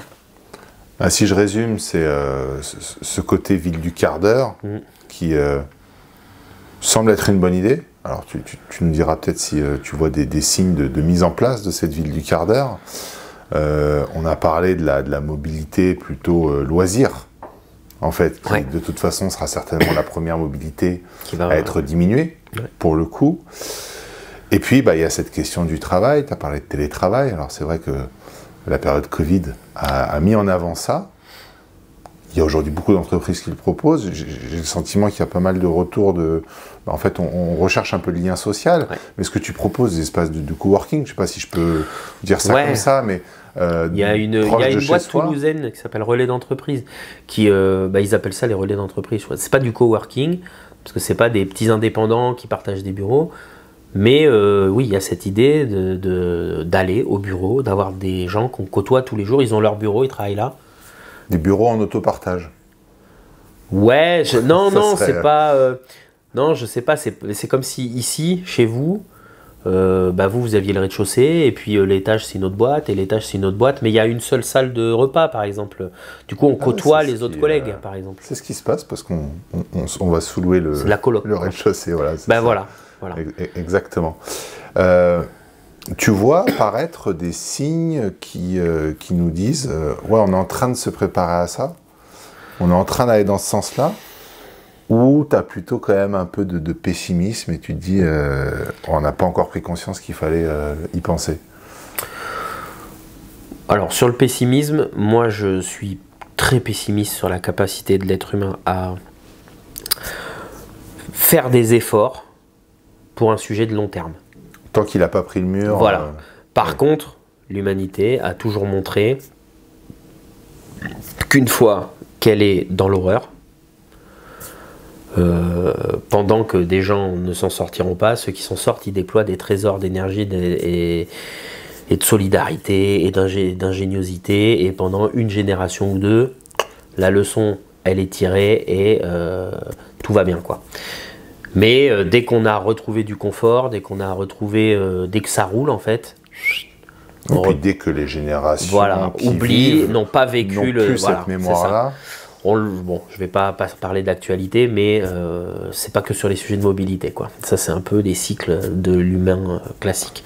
Donc, moi, je pense pas qu'on va faire ce qu'il faut et que ce qui sera fait sera à la hauteur. Mais, et je pense que malheureusement, beaucoup de gens vont en souffrir très très fort. Mais, quand cette souffrance sera là, tout d'un coup, on l'a vu avec le Covid, hein, l'argent qu'on ne peut pas donner, finalement on l'a trouvé, quoi. Et là ce sera pareil. Donc les efforts industriels, financiers, tout d'un coup on remettra des gens à l'école pour apprendre les métiers qu'on n'a pas voulu réapprendre, on recréera les usines qu'on ne voulait pas faire, et puis on va faire quoi. Quand le fournisseur du bout du monde il dira moi je te fournis plus, les gens ils feront ce qu'il faut pour régler la question. Donc voilà, pessimiste, optimiste, je ne sais pas comment le dire, mais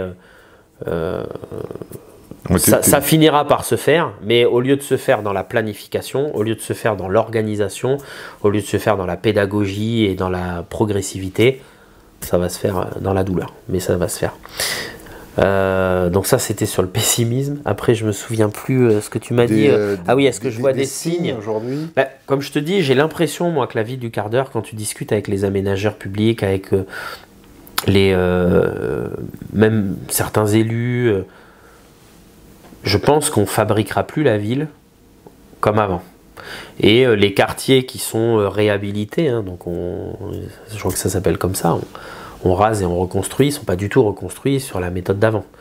De la même manière, j'ai l'impression, enfin le GIEC est quand même très clair, et pour certaines personnes c'est une voix qu'il faut écouter, sur la politique des pavillons et maisons individuelles avec jardin.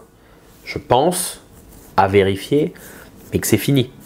Voilà, les générations qui ont pu en profiter, tant mieux pour elles, mais qu'à partir d'aujourd'hui, on va mettre des endroits où il y a du travail, de la consommation, etc. et on va faire des immeubles.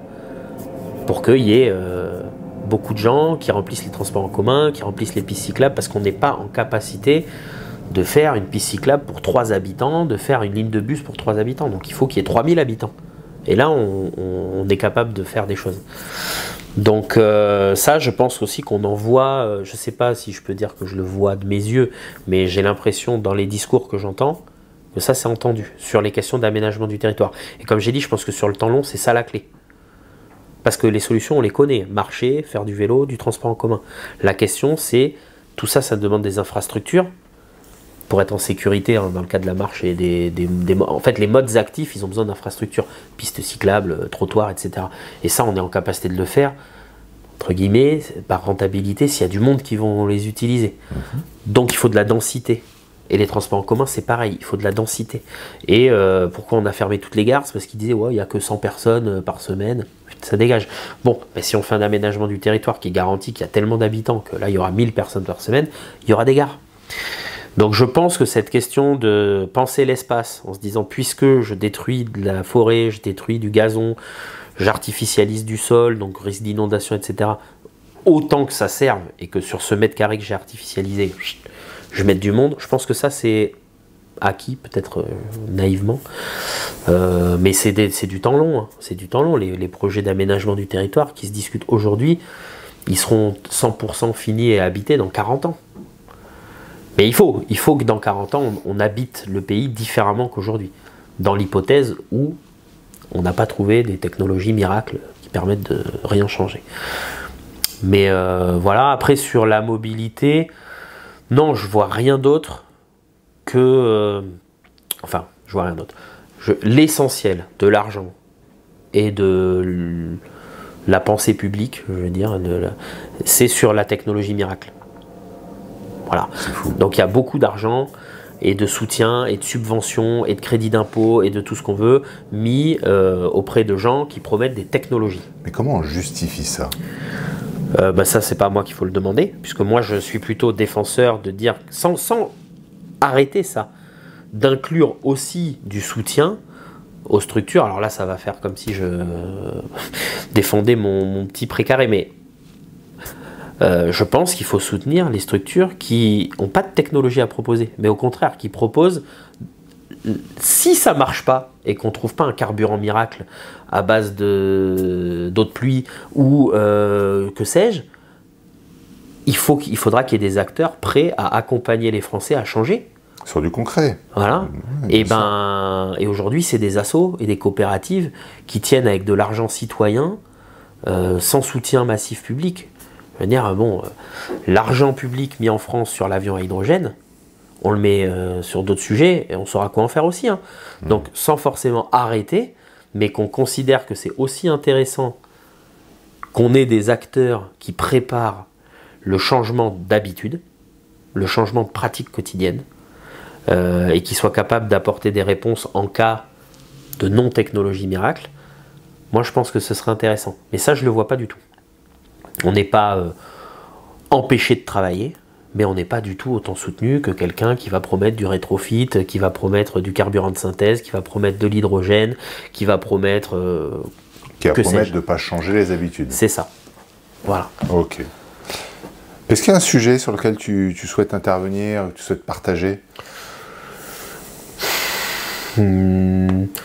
Non, moi il y a quelque chose qui me tient beaucoup à cœur, c'est la gouvernance partagée. On en a parlé tout petit peu, mais juste dire que c'est pas quelque chose de miraculeux. Moi je crois fondamentalement, et je vais sortir un exemple d'actualité, qu'il n'y a pas de salarié plus important qu'un autre ou qu'une autre dans une entreprise. Bon, alors déjà là j'en ai perdu plein, mais peu importe. Voire, je pourrais même aller jusqu'à dire que souvent, plus on monte, plus on peut s'en passer. Et que quand l'ouvrier qui est le seul habilité à telle machine-outil, il est blessé, on s'en passe pas. La boîte, elle s'arrête. Alors que, si le responsable ou le cadre sup quelconque ou le dirigeant, il est en vacances ou malade, ou qu'on en change, ça change pas grand chose finalement à la vie de l'entreprise. Bon, c'est pas un jugement, mais c'est juste que moi je ne comprends pas la hiérarchie des valeurs et la hiérarchie des rémunérations qui ont cours aujourd'hui. Vraiment, je ne la comprends pas. Cependant, une fois qu'on a dit ça explique pourquoi moi je crois beaucoup en la gouvernance partagée. C'est-à-dire que ce que je crois, c'est qu'il y a des missions qui doivent être accomplies dans une entreprise. Et si une des missions n'est pas accomplie, les autres ont beau l'être, ça ne marchera pas. Donc nous, on est une petite structure, on est 12, mais si on a un service com qui cartonne et qui fait venir plein de monde, mais qu'on a un service client nul à chier, qui parle mal aux gens, qui ne comprend rien à notre service, qui les forme mal, qui n'est pas foutu de les inscrire rapidement, etc., on va dans le mur. Et inversement, si on a un service client au top, mais qu'il n'y a jamais personne qui nous appelle parce qu'on est nul en com, ça ne marche pas. Et si la com et le service client, ils sont bons, mais que la gestion de flotte, elle est catastrophique, c'est-à-dire que les gens, ils sont formés, ils sont inscrits, ils sont prêts, et les voitures, soit elles sont pas là, soit elles sont en panne, soit elles sont... c'est la catastrophe.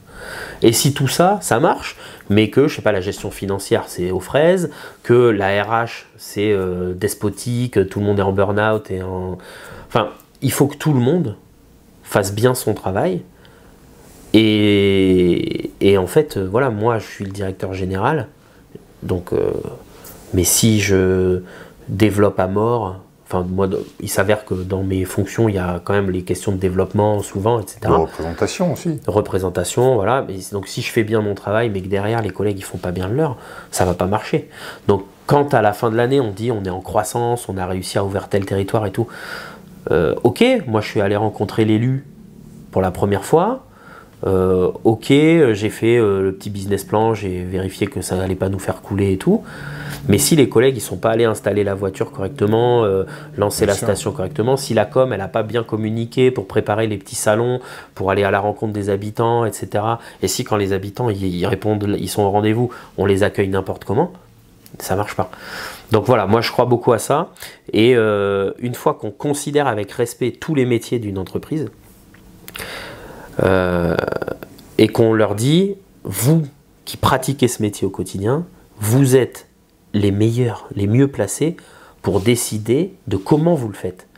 C'est vous au service client, vous savez quels sont les objectifs. Il faut que les inscrits soient inscrits, il faut que les gens soient informés, il faut que ceux qui s'inscrivent soient formés, il faut qu'on soit vigilant sur les documents. Bon, on fixe, il y a des règles, quoi. Enfin, chacun sait ce qu'il a à faire, mais du coup, comment vous vous organisez?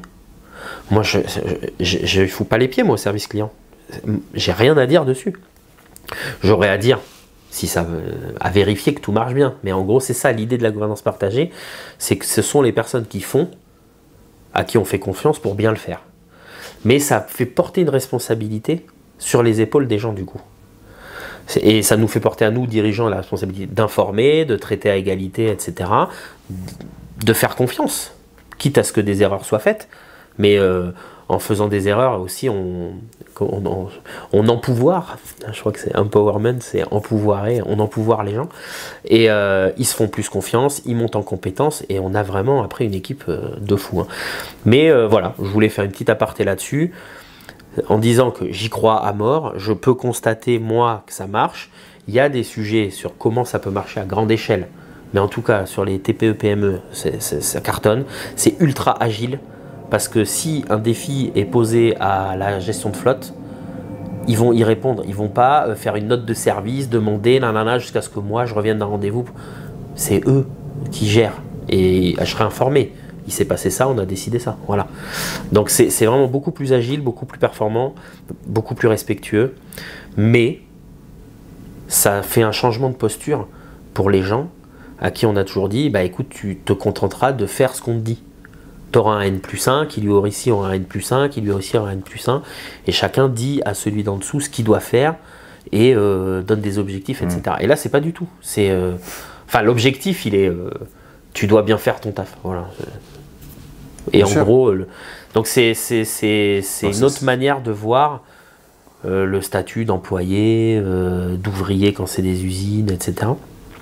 Et donc voilà, je me profite, tu me dis j'ai un sujet libre, je parle de ça, et moi j'encourage tout le monde, s'il y a des entreprises, voilà, si vous vous posez des questions de management, allez-y. C'est long, c'est quelque chose qui prend beaucoup de temps, parce qu'on vient casser une culture humaine, en fait. C'est pas ce qu'on a appris à l'école, c'est pas ce qu'on a appris dans les études, c'est pas ce qu'on a appris dans les entreprises d'avant. Donc nous, le processus, il a pris un peu plus de 3 ans. Hein, on y va vraiment step by step pour que les gens apprennent à être en responsabilité, à se faire confiance. Ça implique la transparence aussi, mais il faut que les gens ils se sentent légitimes à lire des bilans, à poser des questions sur ah ben tiens, il y a le directeur qui revient, qui se sent libre de dire alors ça s'est bien passé, qu'est-ce que vous avez dit, enfin voilà, et pas juste découvrir un process qui a mis peut-être 2 ans de négociation avec un territoire, puis un jour on leur dit tiens on ouvre Castelnaudary.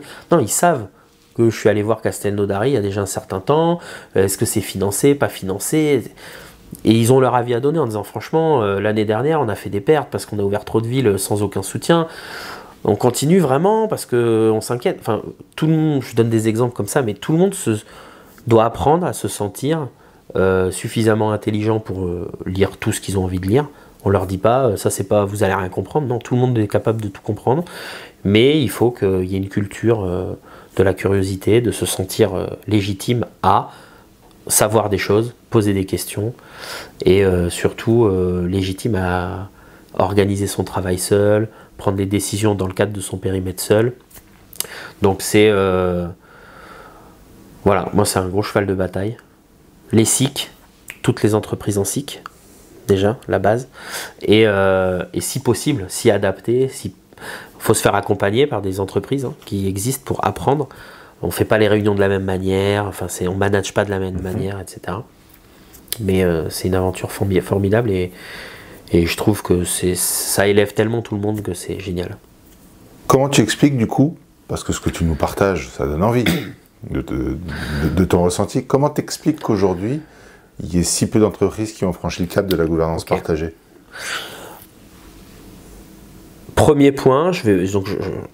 j'essaye de ne pas faire de l'angélisme à chaque fois, mais je me rends compte, oui, ça donne envie, mais dans les faits, beaucoup de gens au poste de subalterne, je ne sais pas comment le dire, même si on est cadre sup, on a toujours quelqu'un au-dessus, n'ont pas forcément envie de cette liberté et de cette confiance parce qu'elle implique la responsabilité. Quand son métier, c'est de recevoir une consigne et de l'appliquer, quand son métier, c'est de dire il faut faire ça comme ça, ben on fait ça comme ça. Si c'est nul, si c'est pas la bonne chose à faire, c'est pas mon problème. Moi, je suis venu, j'ai fait ce qu'on m'a dit de faire. La personne qui doit penser à comment c'est le mieux de le faire, c'est lui. Si on n'a pas atteint nos objectifs, c'est lui, etc.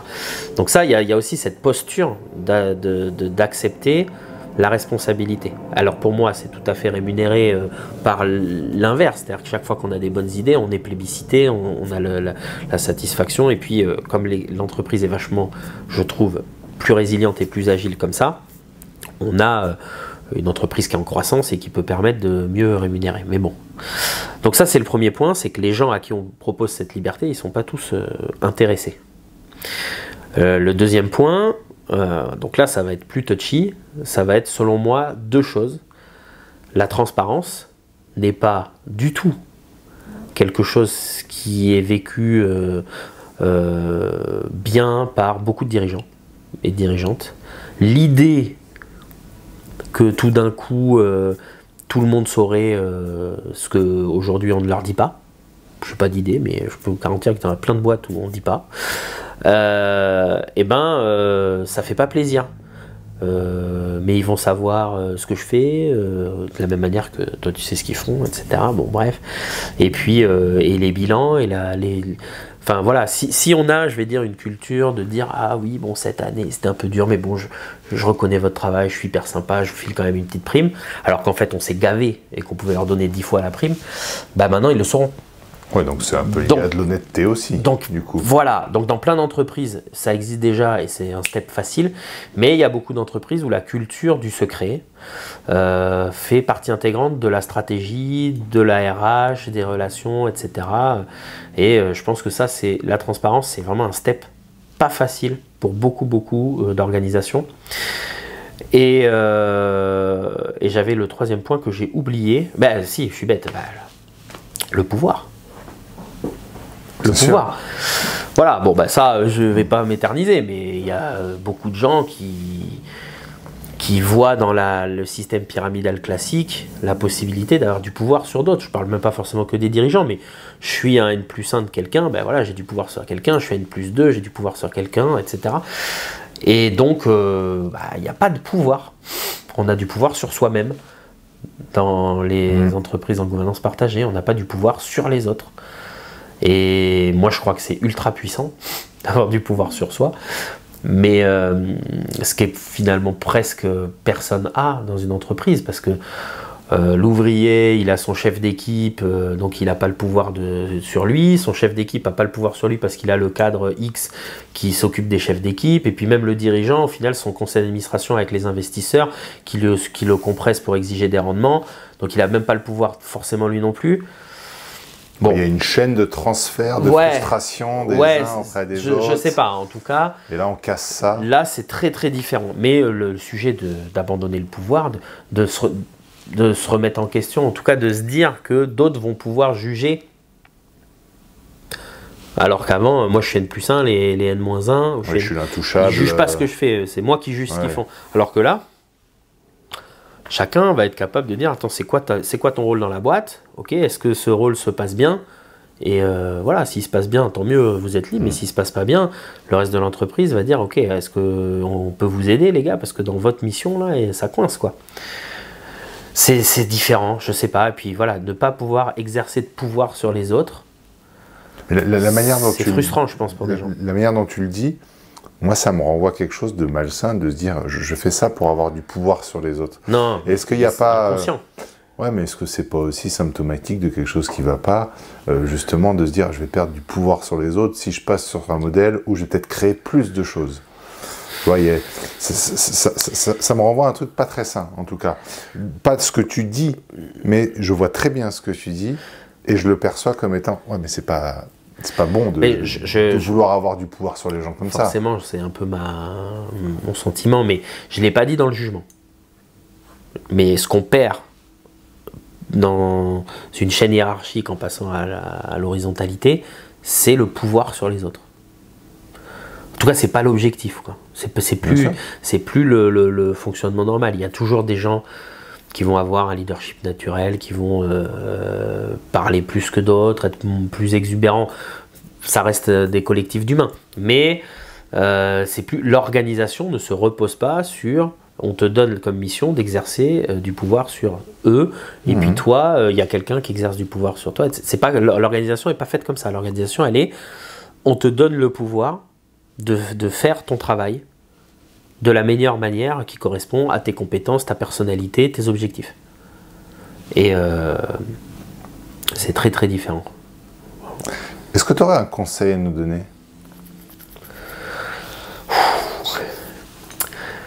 Est-ce que j'aurais un conseil à donner ?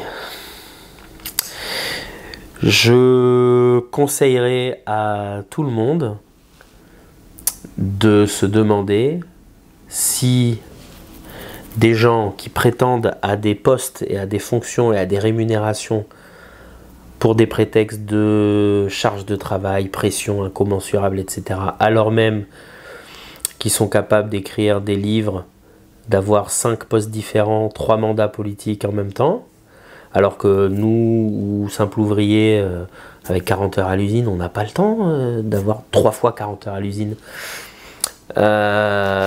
Voilà, ou Elon Musk, qui est, je viens de l'apprendre, ça c'est une news qui m'a buté, c'est le 19e meilleur joueur mondial de Diablo, ce qui correspond à plusieurs centaines d'heures par mois de jeu, minimum, mais beaucoup. Je connais Diablo, mais voilà. Je sais que c'est très très long. C'est le 19e meilleur joueur du monde, donc son emploi c'est de jouer à Diablo, et il est dirigeant de 5 multinationales. Voilà, moi mon conseil c'est de se poser la question quand les gens vous disent moi ma vie elle est atroce, c'est pour ça qu'il faut me payer énormément parce que je travaille comme un fou. Alors soit ils ont découvert une faille dans l'espace-temps qui fait que leur mois à eux, en fait c'est 8 ou 9 mois à nous et donc ils ont pu faire autant de postes différents, soit en fait leur poste c'est signer 3 papiers, aller au resto et au golf, et là il faut faire un choix de société. Voilà. Merci Alexandre. Mais de rien, merci.